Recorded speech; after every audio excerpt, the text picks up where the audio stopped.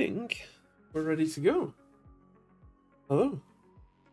How's everybody doing? How's things? How's life? How's yours? How's your week been? What's everybody been up to? Hello. Let me actually move the camera ever so slightly this way. That's a bit better. Bit more room for you chat now. Yeah, hello. How's things? Let me make sure that it's working right. Oh. Wonderful. Yes, hello. How is everybody doing?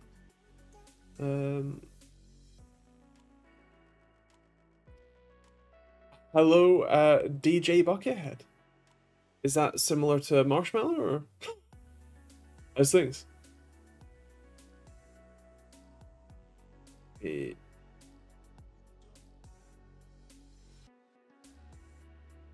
Thank you very much. I have only been doing this for like 4 or 5 years, so I hope so. My producer name. Nice. Ah, I see. It's kind of like that's a kind of funny reverse, in fact, of you know, it's your like producer name on Twitch, whereas it's mostly people in games who have TTV and then their Twitch name. You know, it's a nice subversion of the normal trope. Hello Simon, how you doing, man? How's things? I'm an hour earlier. I can only apologize. Yeah, sorry. It'd be better if we stuck with the BST instead because well, I hate the clocks changing. It's terrible. Yeah. Hello Joe. How are we doing this week? You look brighter today. Yeah, I feel less like I'm dying. I mean, to be clear, none of the problems have actually gone away. Like, I'm still bleeding just as much, and so I did go to hospital on, last Friday, and I found out that the doctors there didn't actually book a camera test or a colonoscopy. They just sent a letter to my GP, who, by the way, terrible.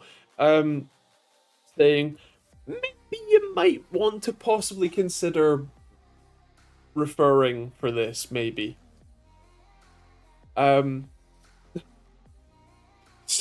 So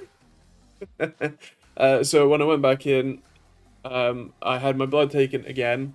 My mark is still there. And so I was confirmed to not be dying, and I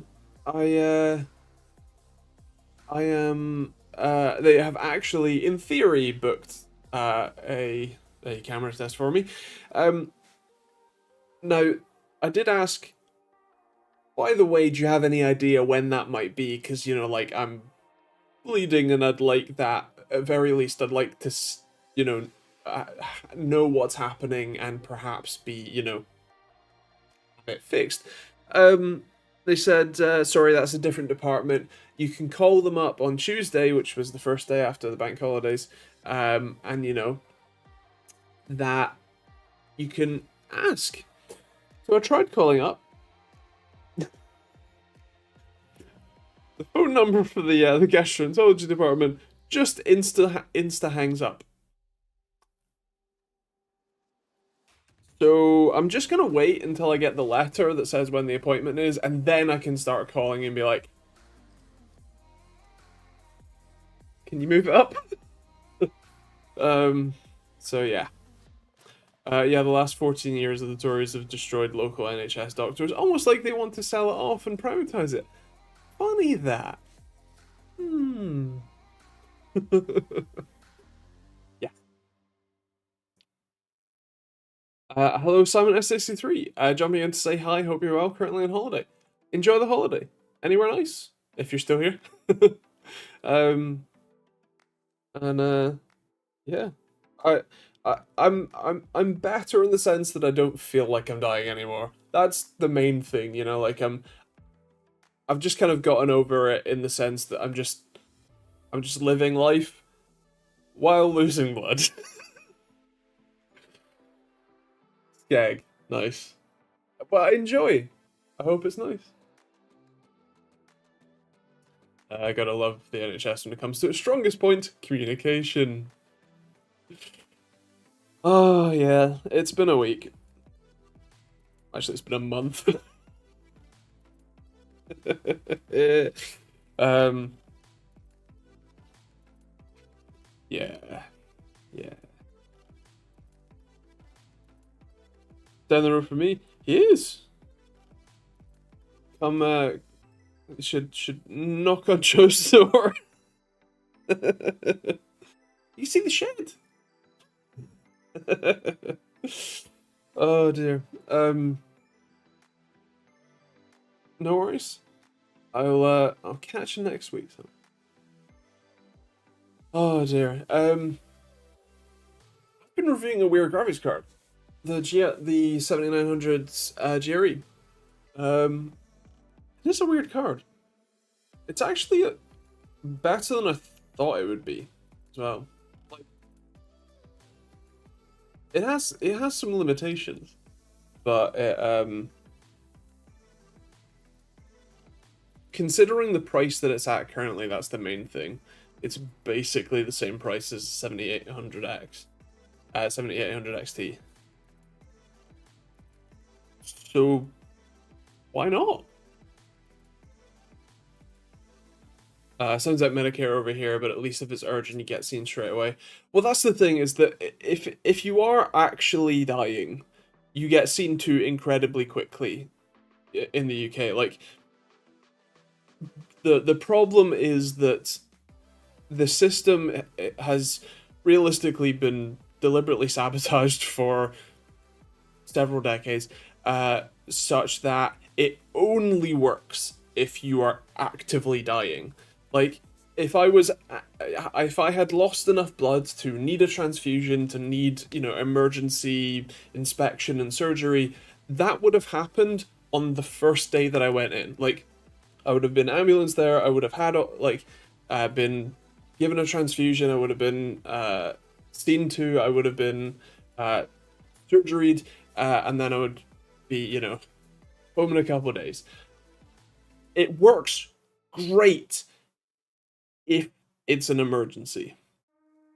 But if it's anything less than that, if there is even a slight chance that you're probably okay, it'll probably get better on its own after weeks, months, or years, that's when it doesn't work. That's when it is severely limited in its capacity as a system to serve and help. So yeah, like I said, probably in a similar position.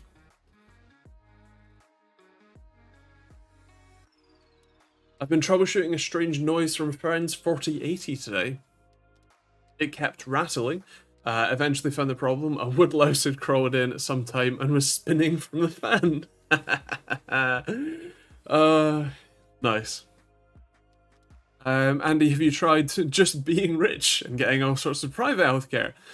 Do you know, that hasn't occurred to me. I'll get on that. I will try just getting rich. So anyway, here's my new response time tool. It's 10,000. I actually have had private healthcare.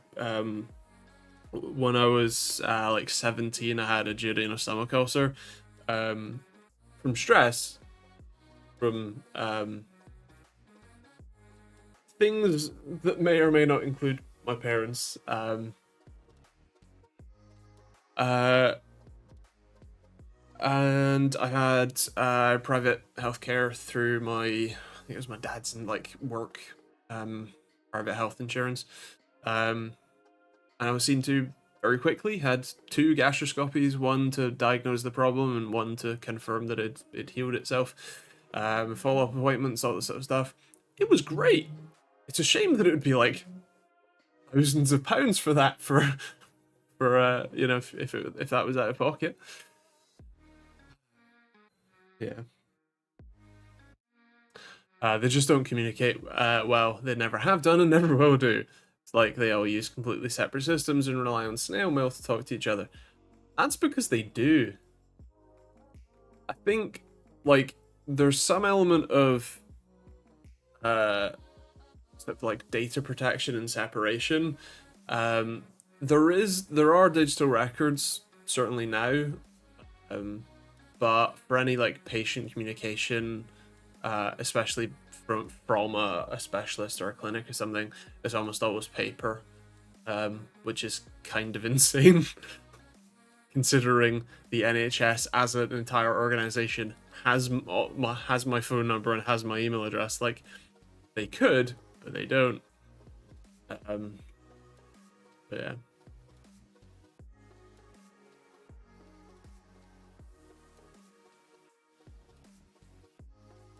The other thing that I've been doing this week is something that you'll see tomorrow, which is a bit of a it's DIY, but it's DIY for the channel.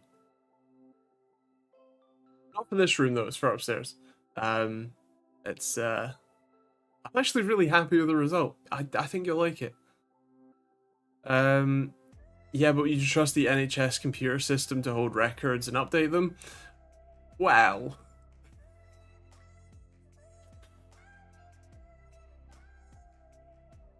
no, but they already do. So I know it's a huge job, but surely it can't be that difficult to update all in one single system that operates universally across the NHS.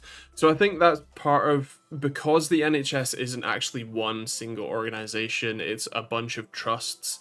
All the different trusts have their own records and their own systems and whatever, and a lot of the trusts haven't picked the same systems, and so I don't think they're intercompatible.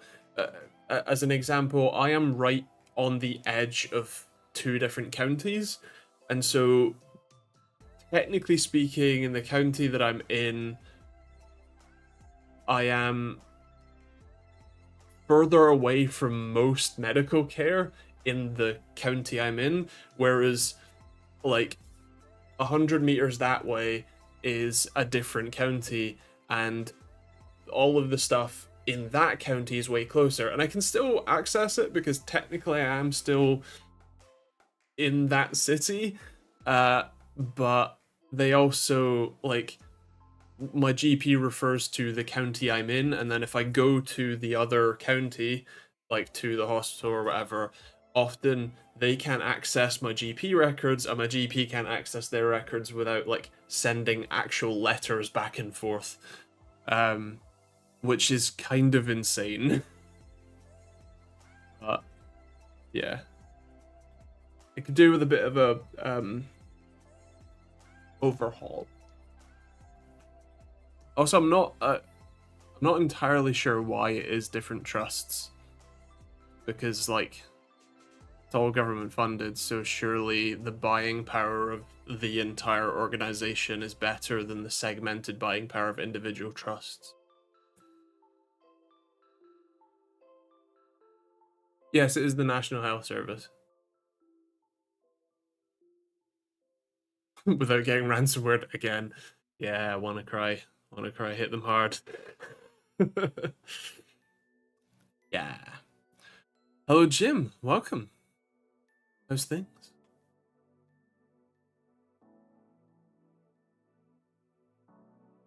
Oh yeah, for sure. Like, the criticisms I have of the system are for the love of the system, not the hatred of the system. Likely wouldn't even be alive without the system, you know, even as it is. And so the complaints and the critiques that I have are because I want it to be as good as it can be, not because I think that it shouldn't exist. Even as it is, it's still one of the best systems around. So, but it could be better, and so I want it to be better. And you could say that I have quite a vested interest in it being better too, with all of it. Yeah. I'm proud of my flawed, flaky, obnoxious, slow, inefficient NHS. Exactly. Like I said, it's still a great system. It's just it can be improved.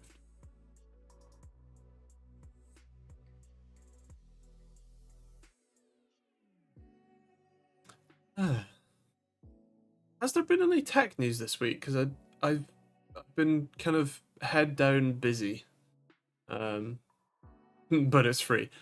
That is the biggest benefit. Yeah, you know, your biggest bills are parking, which is still annoying, but yeah.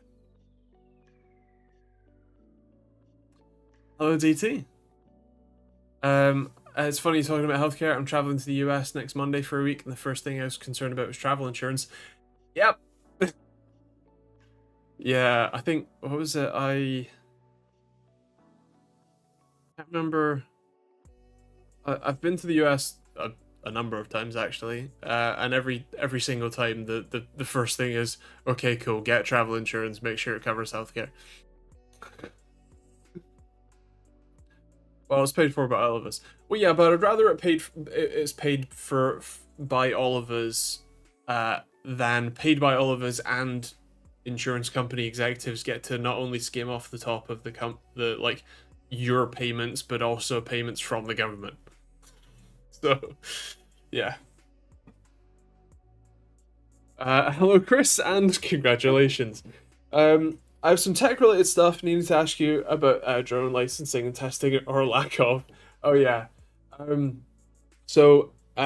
those that don't know, if you want to fly a drone or model aircraft or whatever in the UK, you now need an operator license and a flyer's license or something. The operator license is basically just like, cool, give us some money so we can put a record in our database. It's like £12 a year, like it's fine. And they give you an operator ID that you're meant to like stick on, Sharpie on, whatever, on the side of your drone.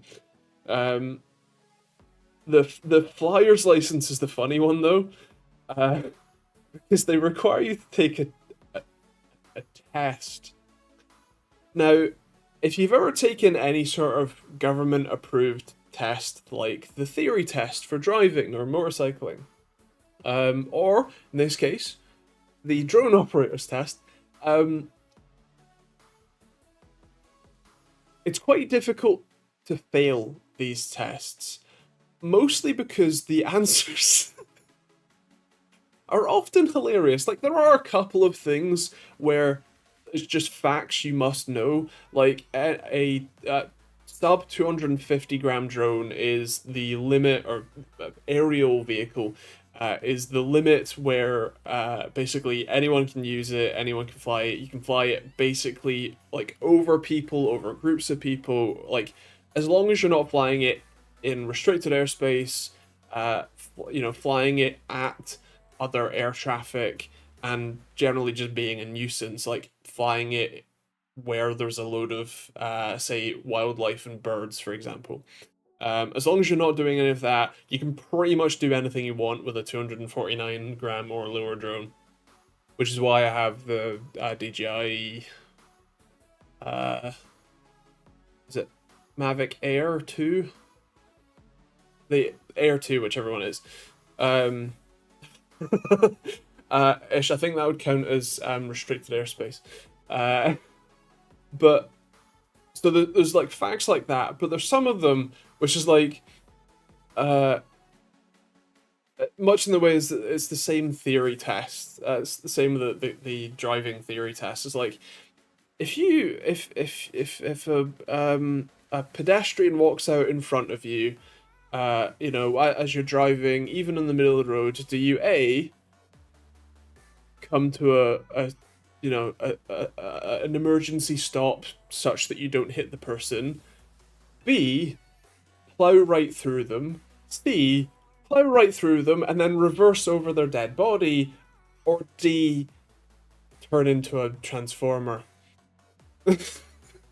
Like, some of the answers are legitimately that ridiculous.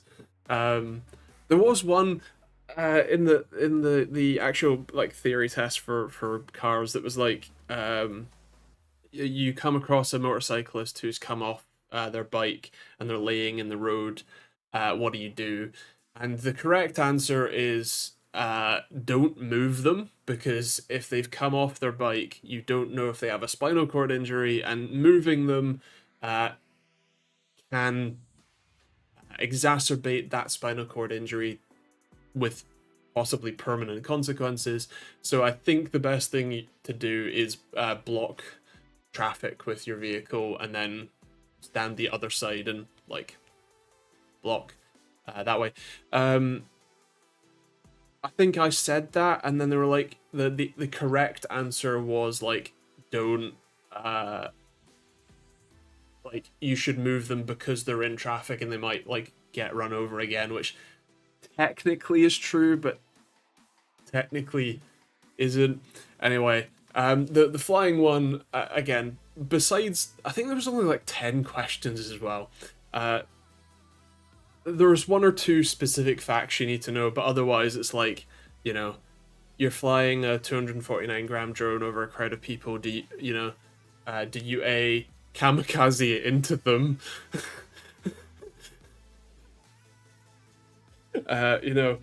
Fly over a respectable distance safely. Make sure that you have, a good visibility of your drone at all times. Or like just really stupid stuff like that. Okay, not that exact wording, but words to those effect. So yeah, when you go for your flyer's license, whatever it is, just pick the most like sensible answer, and you will pass the test. And yeah, it's just hilarious, really. I did enjoy taking that test just because it was so funny. Actually, it's funny enough. Flyers.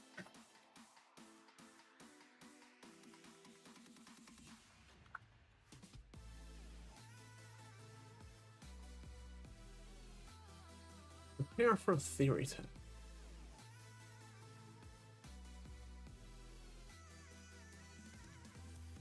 You've got to. I don't really want to put my email in because I'm already a member and I can't be bothered. Oh,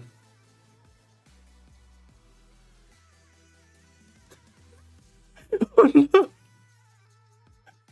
Here's one of the mock test questions. Andrea realizes she's accidentally recorded some video through a neighbor's window when filming with her drone. What is Andrea allowed to do with the video? Share the video with friends and family. Share the video online without editing it. Share the video online after deleting the part with a neighbor in it. Or blank. Andrea was a peeping Tom watching her neighbor get changed. Is she allowed to post it on OnlyFans? Oh shit.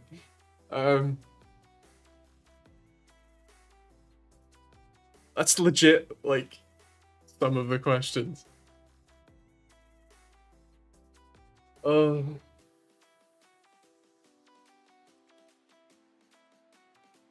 without a license, what does that get? With a license, what does that give me? Could I fly a heavier drone then? There are different classes for it. Basically, like up to 249 grams is no problem. It's ridiculously simple. Like, it's all fine. If you want to fly heavier drones, commercially, professionally, I think you need insurance, which is where the FPV UK group come in. It's 20 quid a year for up to 5 million in insurance. It's great. Yeah.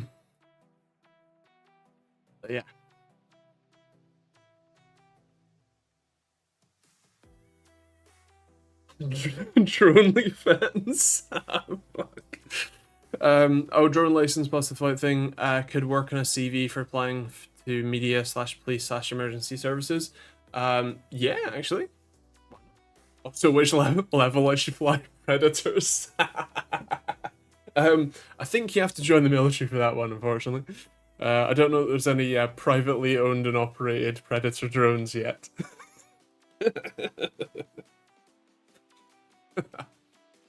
Oh dear.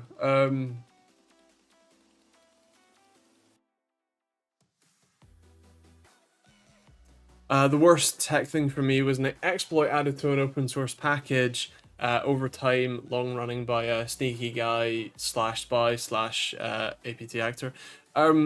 So, for those that don't know, Ish is referring to the XZ exploit, which is just hilarious. It's just such a beautifully hilarious story. As I understand it, so XZ is a compression package that literally everything on Earth uses. Like, Microsoft use it. Every single install of Linux has XZ. Like, the world does not operate without XZ. Like, that's how embedded this package is to the entire world, right? Set the context.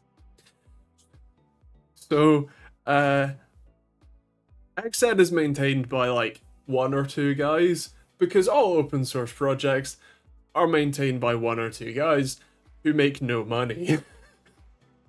Because, you know, people like Microsoft don't think that the thing that they rely on is apparently worth anything. So there's been a contributor for the last, I think it's 5 years, who's been contributing like useful, like legitimately useful code to the project to, you know, build trust with the you know, project owner, right? And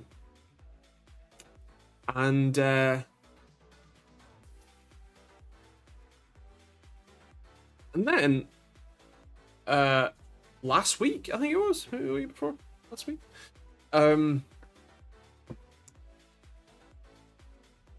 sneakily introduces a vulnerability that the rumors I've seen on the internet is that it was a state-sponsored hack. I don't know, but it's kind of funny. The real funny thing though, Lassie, I'm going to mispronounce that. Collins, is the repo owner, maintainer, project owner. Yeah, so the vulnerability mostly affected SSH, which is secure shell. It's the way that you remotely connect to computers, whether on your local network or over the internet. You know, if you want to connect to a Raspberry Pi that's just connected to a network, you're going to use SSH. You want to connect to your VPS and set up Docker, SSH. Like, the world runs on SSH. And therefore XZ. And the vulnerability was found in a ridiculously short space of time. Like, I think it was in the order of days, right? Because SSH got slower because it was busy, you know, doing malicious things. And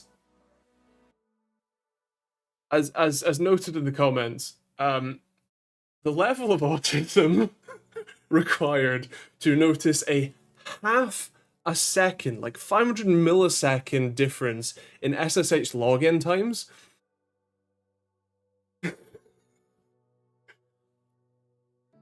It's just amazing. But this guy published a speed comparison of SSH login times before and after the patch, and it was caught immediately. Oh, Um, so yeah, it's just a beautiful story. Oh, I love that kind of niche, like you know enough to know when something's up like that. It's just great. Um, and so yeah, the repo was pulled, which broke so much stuff. Because as Ish mentioned earlier, kind of like left pad for npm. So left pad was a node package, which is when you're writing websites with JavaScript, you'll almost always use Node as the primary framework, if you like. Um, and the Node Package Manager, or npm, where there are just a bunch of essentially just JavaScript stuff, or uh, React components, all that sort of stuff, uh, that that will do stuff that you need to do, but somebody else has wrote the code for it, so may as well use their one, right? There's already a package made. Why bother writing your own? And so left pad was basically just adding it's like a single space or something to the start of a paragraph. It's been a while since I've thought about this. Um, but it's something that you must do for your website to look good, but there's already a package for that, so why bother doing it manually? You can just install the plugin or the node module, and it does it for you. So the thing is that, if I remember rightly, and this is a lot older memory, so I may be misremembering things, and I would recommend you look it up because it's a great story anyway. Um, the package maintainer was, I think it was like he was getting inundated with ridiculous feature requests and like people bitching in the issues tab and whatnot about stuff not working or compatibility or whatever, and he just went, I can't be bothered with this. Like, I'm not making any money from this. This is a thing I made so that I could help other people because I needed it too, and this is insane, and deleted the repo.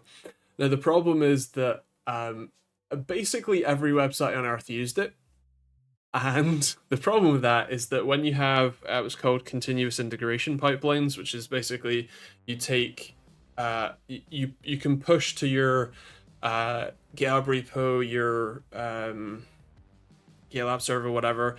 You can push your changes normally to staging branch or development, whatever, and then something like Jenkins or one of the other CI tools will detect that change, pull the most recent version of the code, build it on your staging server, whatever, and then you can then have that made public, right? You can update the website just from pushing the code. You don't have to touch anything else. It just does it all itself.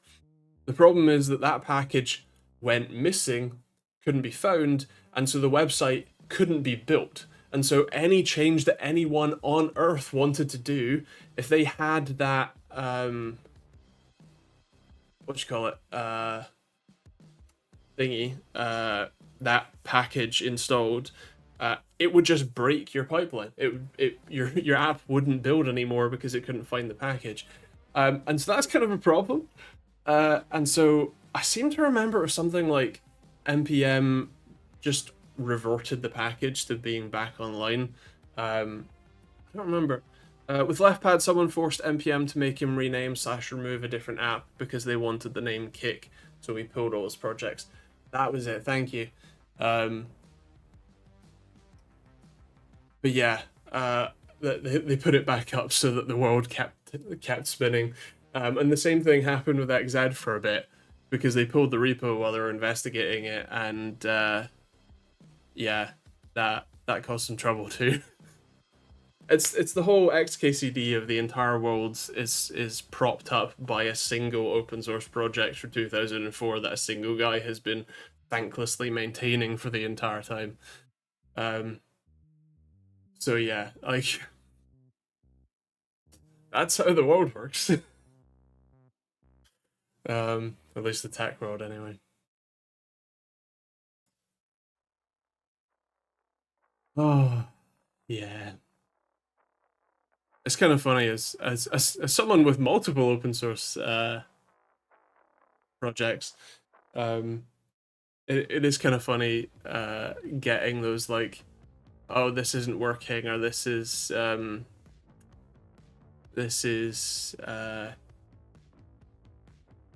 like, I want it to do this, I want it to do that, and like, it's open source, feel free.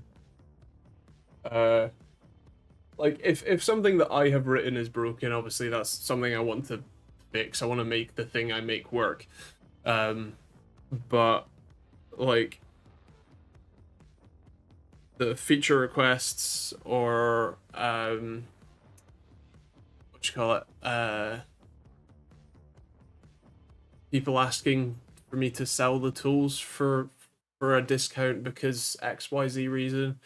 Um, you know, those are the ones that like, come on, man, I'm like barely making a living.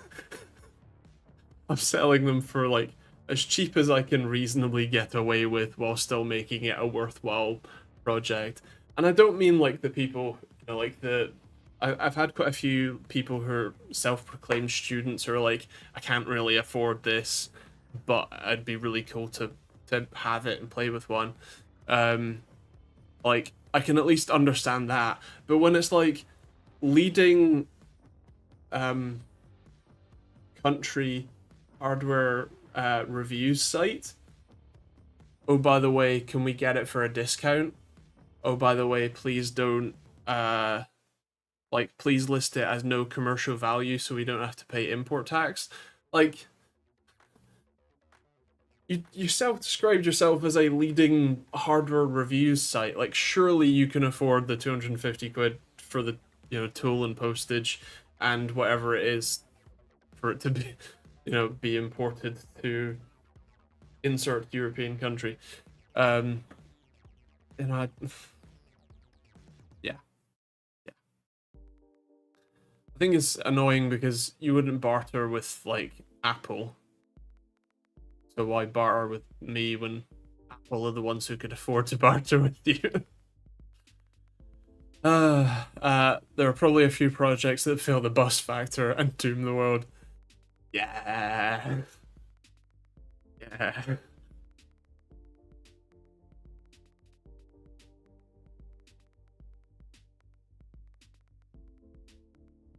I think the thing for me with open source in general is that the reason I like it is because it's open source. Like if uh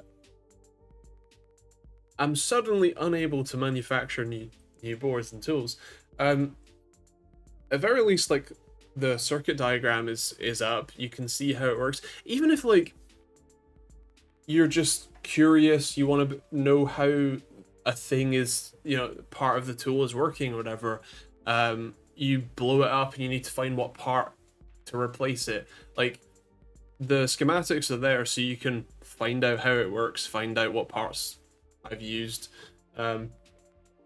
repair it, you know, build your own, whatever. And there's a number of projects that I've come across that was like, oh, that's really cool. Oh, it's not open source, so I can't learn anything about it. It's not, they don't make it anymore. Like I can't buy one, and I don't even know how it works, let alone how to make one. So yeah, I definitely like open source for that.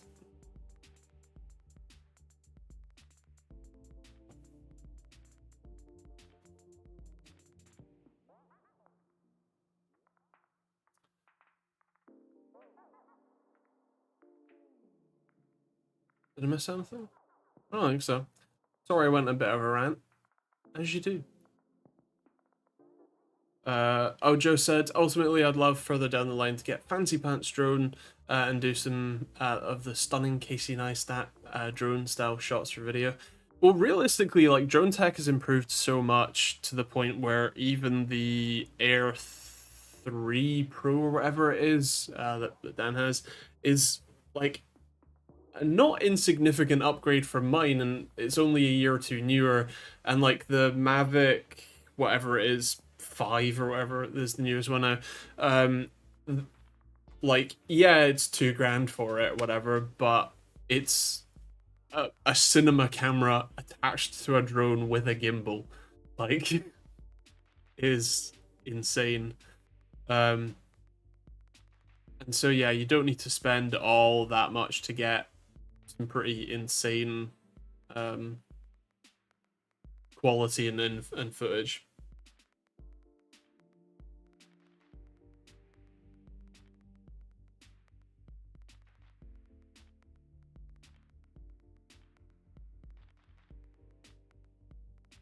Actually, I did the last time that I properly used my drone was for the SMMT day last year. I think it's the last time. Well, the local area flooded, and I flew around to see what's up there. But the last time that I flew it professionally was for the SMT day, and I'll probably, as long as it's not raining, I'll probably take it up again next year, just in end of May, just because it's cool to have a flyover and see the event from the air. The little drone does surprisingly decent video, but it's only 1080p and nothing compared to the DJI stuff, but surprising how far quality of a budget tech has come. Fair. The Air 2 that I have, I think it was like £500 when I bought it a couple years ago, and it does 4K 30? 4K 60? It's either 4K 30 or 4K 60, but it does 4K and it looks great. You have full control over the gimbal, at least tilt, and then it will stabilize every other direction. It's pretty nice. Hello, Essentialist. Welcome. Glad to finally have you.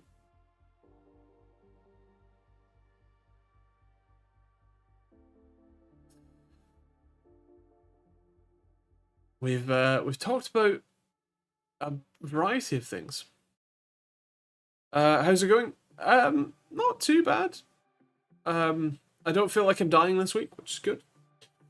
I've mostly just accepted the fact that I'm probably going to be bleeding, losing some blood on a daily basis for a while. But yeah. Any updates to potential content for that, the will? For the time being, the SMMT day is going to be the next main thing, unless I stumble into another character review. I do have a fair bit of work to do on my car. I'm replacing the supercharger intercooler, the one that's built into the supercharger. I replaced one 2 years ago, and I should have done both at the same time, but I didn't. So I've replaced. I need to replace the other side. I also need to put some like Renza seal in. What you call it? In my on the outer edges of my cam bridges, because they're leaking and I can't really do much to fix them until I drop the engine in, I don't know, 20k miles to replace the chain preventatively. So yeah, and I also need to know an oil change. The only problem is that I've kind of done videos on a lot of that stuff, and doing videos on especially car maintenance stuff ends up just being much more of a drain than the work itself a lot of the time, and means that I'm focusing on thinking about filming it rather than actually doing the work, and so it's kind of fallen by the wayside, as it were. But yeah, I'd like to, but not quite now. Probably not now. Those weeks are rare, so Unicorn. I'm not. Yeah. Hey Andy, give me 5k and I'll make a series of videos restoring an RX-7 FC Turbo. No. Just upgrade the supercharger for 1500 horsepower.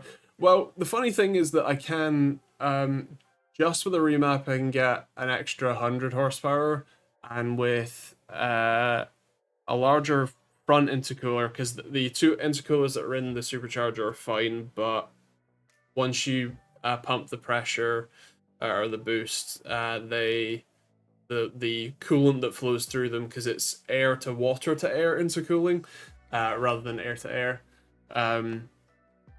that cooling gets a little less effective because the front intercooler is pretty small, so the advice is to replace it with a full height one, which works great. And then you replace the supercharger pulley and the crank pulley, and that dual pulley setup gets you 520 horsepower. That's not bad.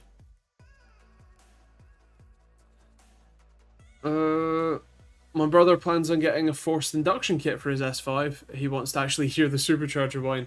So I have, from previous owner,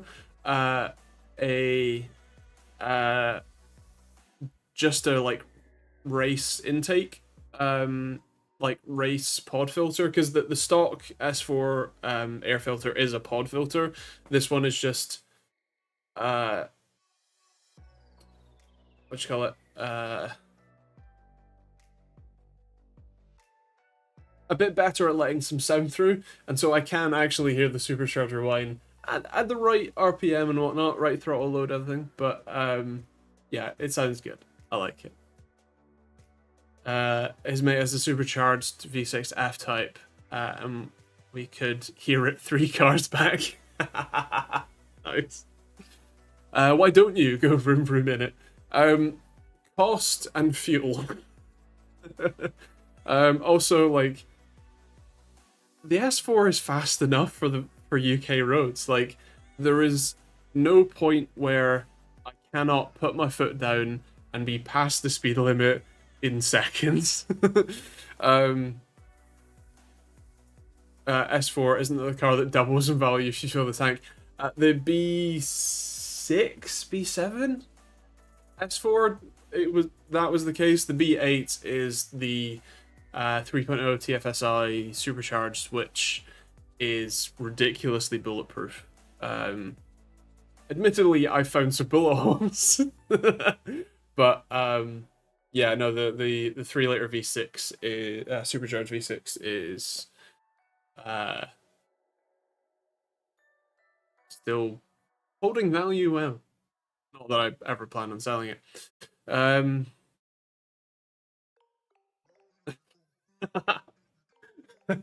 Hello, John. Hi, dog.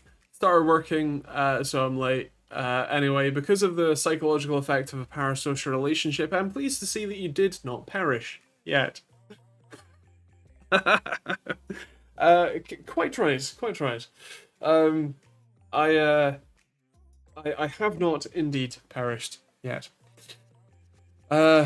Getting the electrics upgraded in my workshop in 4 to 5 weeks. Currently maxed out at 4 sockets, 1 lighting ring. Got 8 double and 2 lighting rings, toying with the idea of solar panels too. Nice. How many panels can you fit on the roof? I would imagine 2 to 3. They're 2 meter by 1 meter, pretty much. Because my setup is 3 panels, 3 400-watt panels, and that does pretty well for running. Like, I've had my 3 displays connected to it since January, like the end of January, and that's been fine. And it's been getting sunny enough that I have been connecting my my UPS, which is my PC, and my 2 NASs, Overkill and my QNAP NAS, to it as well for most, if not all, of a day. So yeah, it's doing well. And so if you can get at least 3 panels, and battery storage, that's doing pretty well. It's a pretty decent setup.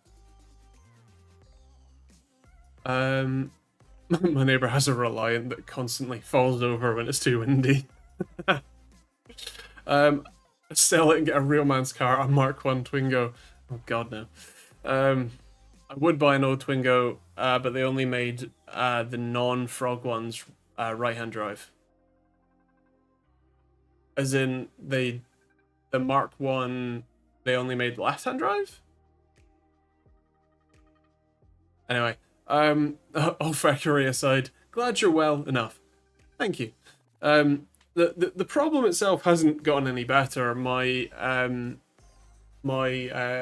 approach to it, I guess, has. I've just accepted that it's going to be happening for a while, and as long as I don't actually drop dead, I'm just going to continue as normal, which includes building an entire lighting rig. Video tomorrow. I'm actually really happy with that, to be honest. Like, it's wild how much a couple of little changes makes for a considerably better like user experience. It just feels so much nicer to go film videos. So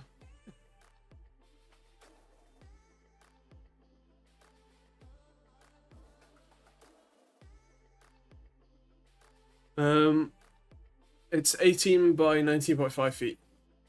I don't know what that is in metric. I'll look up. Well, I'm 1.8 meters tall. Well, 1.83, and that's 6 foot. So I can't do maths in my head either. 5.5 meters by. Did you say 19.5? 5 is just shy of 6 meters. Wow, you can get a lot of panels then. You could get. Depends if you like. I think you can get 6 panels in there, couldn't you?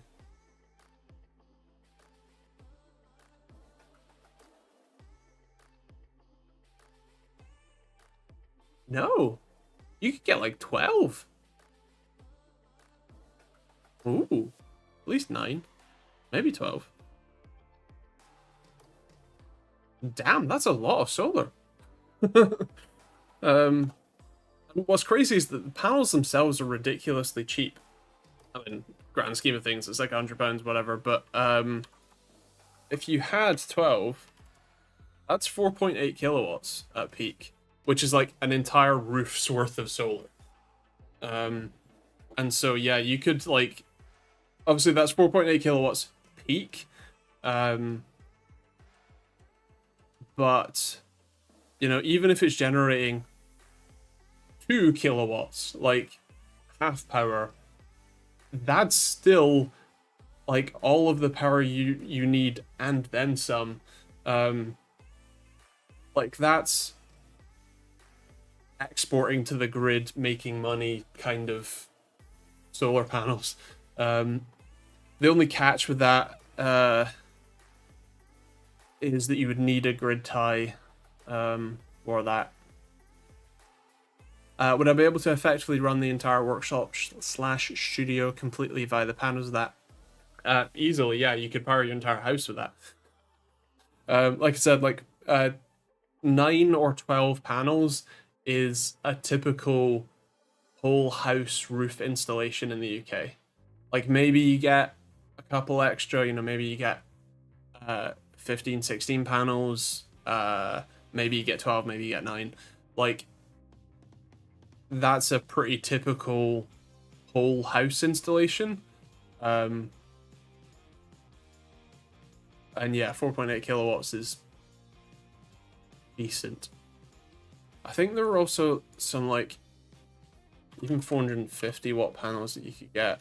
So if you did have 12 panels, that's 5.4 kilowatts, like even better. Again, that is at peak, you know, that's like summer day, 12 o'clock kind of output. But like the panels that I have, I think my panels are 400 420 watt panels, I think, or the 400. Either way, I think they were 400 flat. Where is my panel power? So today, where it's been pretty overcast with a couple of bright spells, I peaked at 860 watts of generation, where my theoretical maximum is 1200. And I generated just shy of 2 kilowatt hours today, which isn't in an insane amount of power, but considering it has been basically fully overcast today, that's not bad. A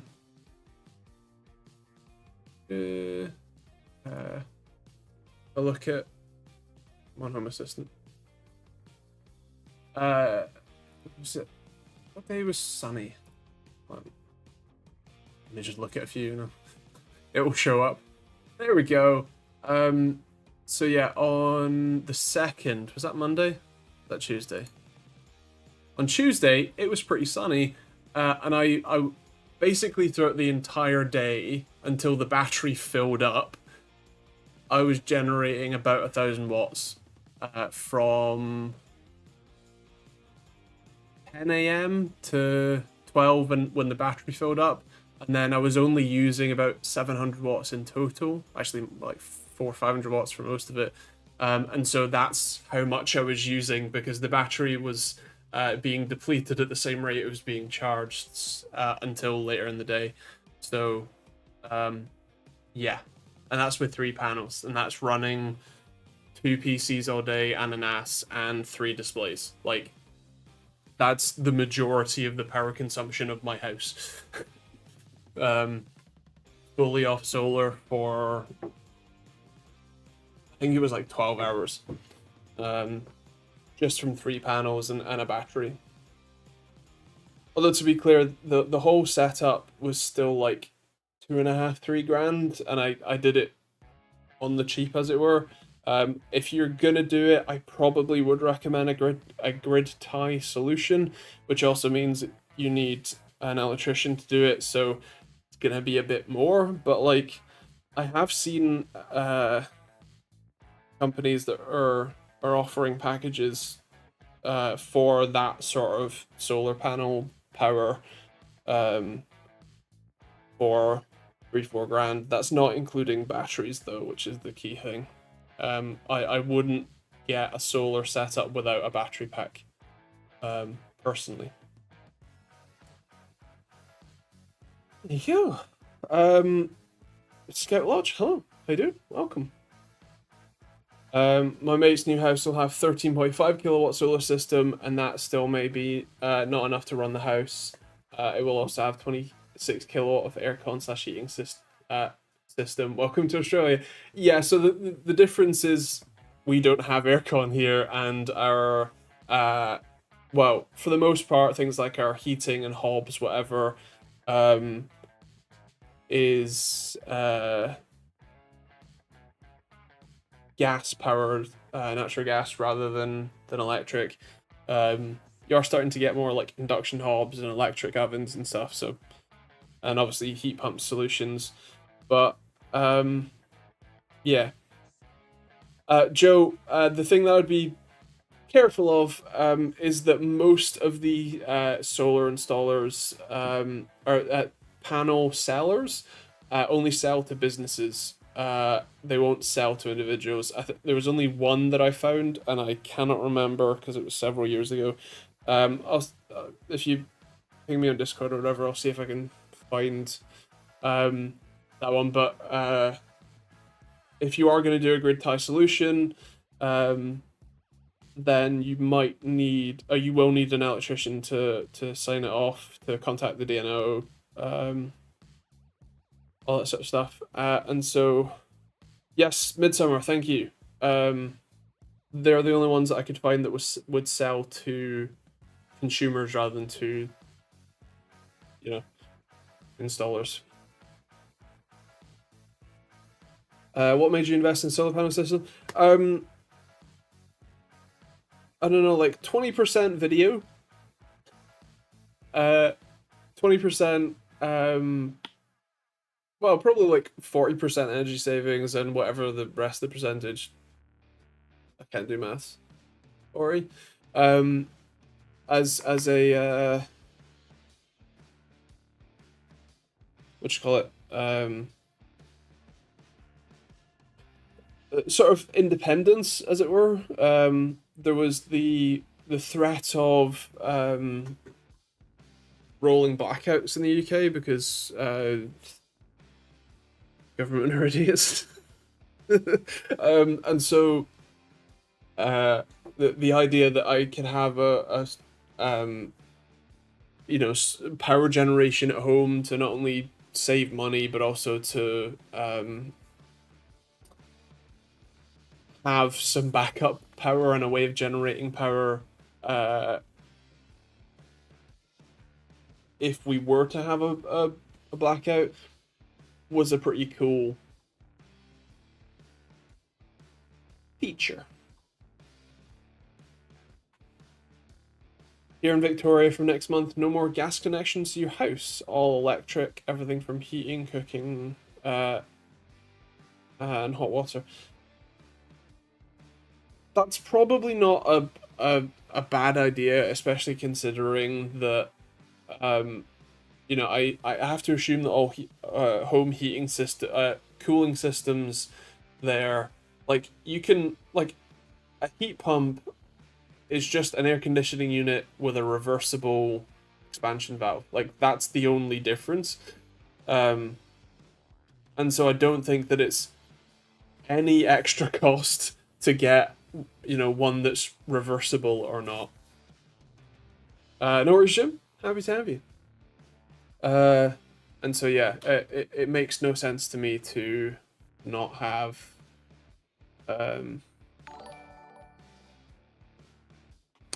thank you very much, Chris.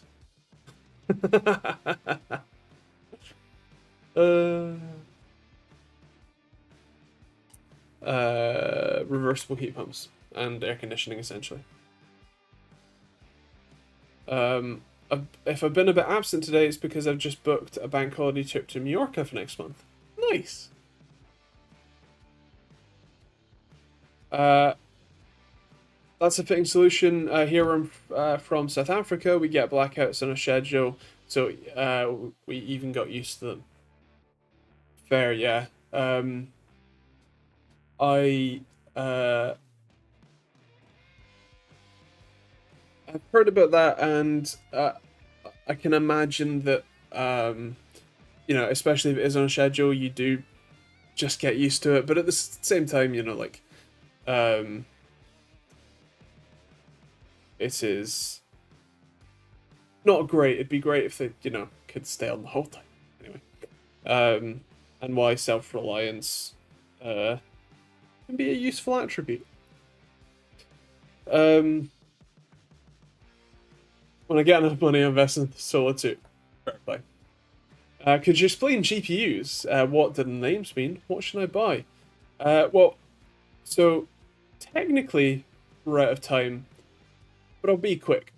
There's well, actually there's now three main graphics card manufacturers. Nvidia is the largest one by market share, then there's AMD, and then there's Intel. Intel ones are the newest and arguably somewhat sort of unstable still, so probably don't get an Intel card if you don't know, you know, what you're in for. AMD and Nvidia are generally relatively comparable in terms of their price to performance. So if you buy an AMD card at one price, and then you were to buy an Nvidia card at the same price, you're likely to get pretty similar performance between them. Generally speaking, Nvidia is seen as the more safe bet. So if you really don't know anything about graphics cards, probably get an Nvidia card. That's the sweeping generalization quick answer. As for that, the second in the naming scheme, so if you're going Nvidia, a 4070, the 40 is the generation, the 70 is the class within that generation. So a 4070 is higher end and faster than a 4060. Nvidia also has a load of stupid naming conventions like TI and Super, where they denote a higher version of the base number, so a 4060 Ti is a higher end card than a 4060, and generally speaking, Super is the same thing. Sometimes that means it's slightly better as well. It's stupid and I hate it. But yeah. Also, Chris linked a video that might be helpful. I don't know which one it is. I assume it's the one where I explain graphics cards. Unless the chip is a mobile chip, in which case it's actually different from the desktop ones, and I hate that so much. And but yeah. Yeah, if you have any more questions, feel free to jump in our Discord. Linked in the chat, in the description, and I'm sure Ish or Chris will link it here as well. Right. I think that'll do it for this week. Thank you very much for hanging out. Yeah, I will continue not perishing, or at least I intend to. Can't guarantee any results. And I will hopefully see you all next week. Right.